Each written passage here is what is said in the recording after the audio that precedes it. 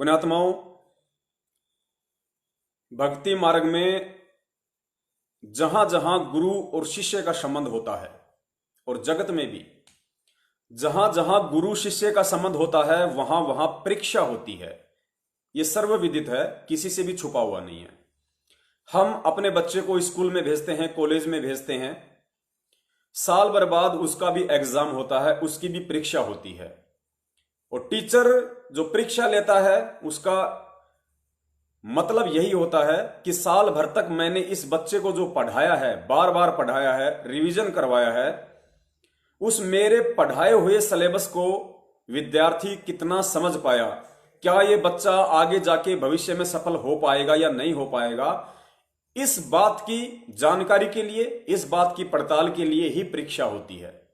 जो कच्चे होते हैं, जो टीचर के द्वारा पढ़ाए गए सिलेबस को ध्यान से नहीं पढ़ते हैं, वो फेल हो जाते हैं।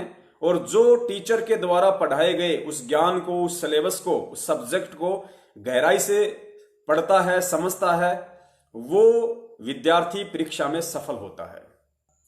650 साल पहले परमेश्वर कबीर साहिब जी बनारस के काशी में आए। परमेश्वर के 64 लाख शिष्य हुए। आप और हम ही थी वो आत्माएं, अन्य कोई नहीं था। परमेश्वर ने काफी वर्षों तक अपना अनमोल तत्व ज्ञान दिया और ज्ञान देने के बाद जब संगत में खुसर फुसर शुरू हुई तो परमेश्वर ने एक दिन सोचा कि क्यों ना इनकी फड़क निकाल दूं।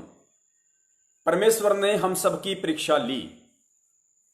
इतना ज्ञान देने के बाद कि मैं कौन हूं, मेरे कर्म हैं, क्या मेरे लक्षण हैं, मैं क्या गलत कर सकता हूं, क्या सही कर सकता हूं, इस बात की 64 लाख शिष्यों को कबीर परमेश्वर ने पूरी जानकारी करवाई काफी वर्षों तक।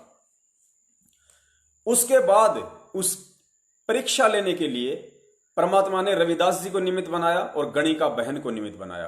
परमात्मा ने एक हाथी मंगवाया, हाथी पे परमेश्वर बैठे, रविदास जी को बैठाया, बीच में अपनी बेटी को बैठाया, गणिका को, जो पहले गणिका थी। सत्संग में आने के बाद गणिका शब्द नहीं लगना चाहिए, लेकिन समझाने की दृष्टि से बोलना पड़ता है। तो परमेश्वर ने क्या लीला करी हम सबको पता है, फिर भी दोहराना जरूरी है।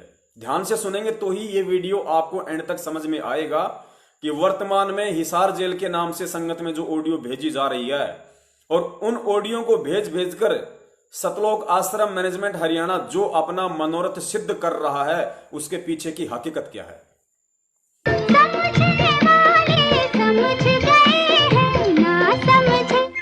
ना समझे वो अनाड़ी है।